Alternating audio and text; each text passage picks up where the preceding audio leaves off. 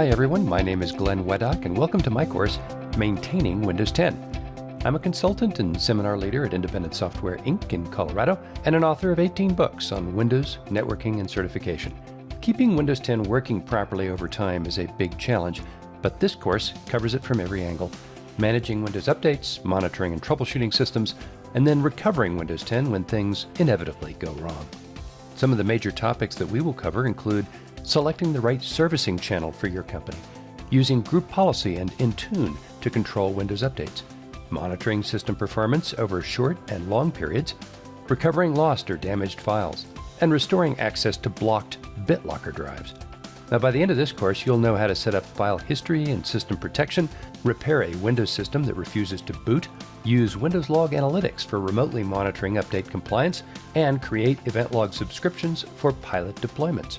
You'll learn tips for optimizing services and scheduled tasks, and you'll discover how to undo Windows updates that create problems in your environment.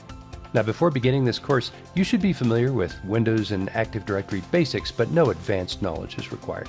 I hope you'll join me on this journey to learn about how to monitor, troubleshoot, update, and repair Windows 10 systems with the Maintaining Windows 10 course at Pluralsight.